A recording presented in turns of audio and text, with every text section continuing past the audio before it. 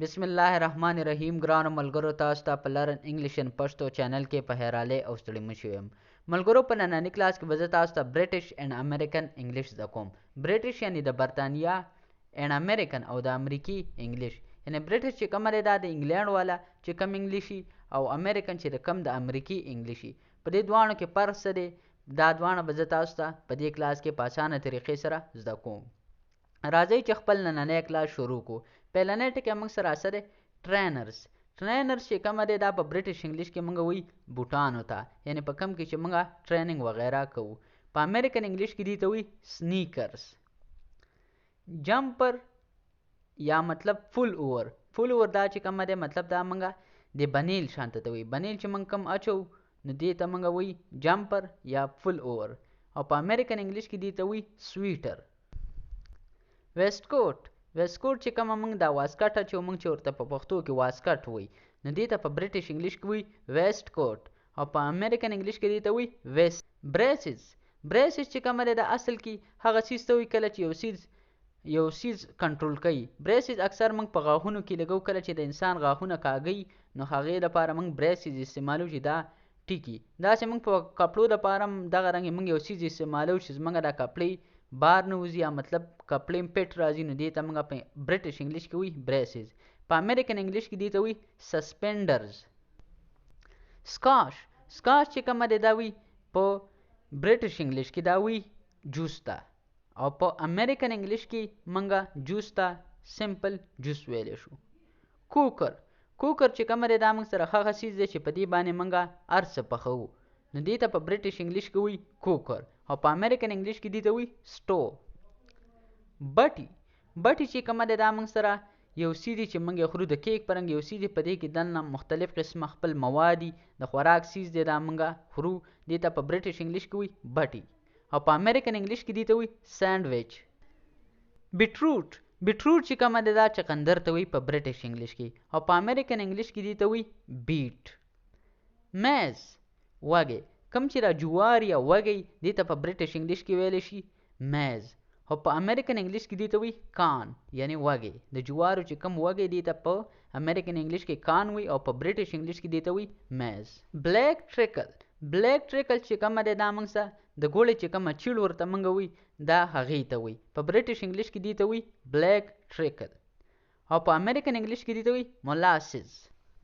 پاوډر.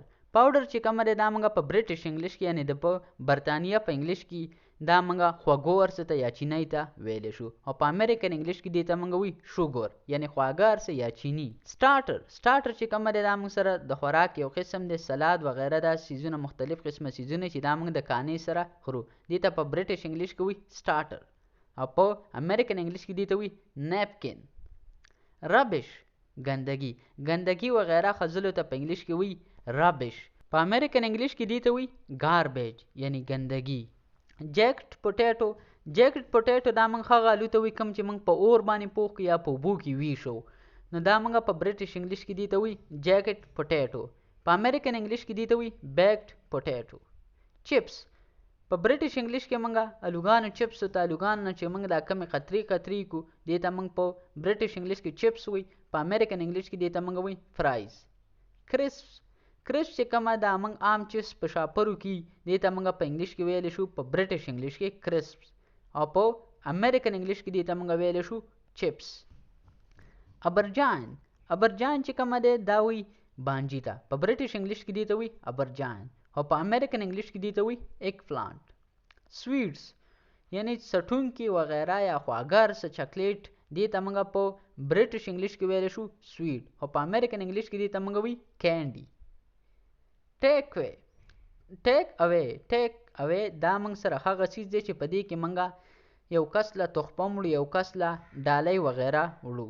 په برټش انګلیش کې دې ته موږ وایي ټیک اوی، او په امریکن انګلیش کې دې ته موږ وایي ټیک آوټ. ټرالی.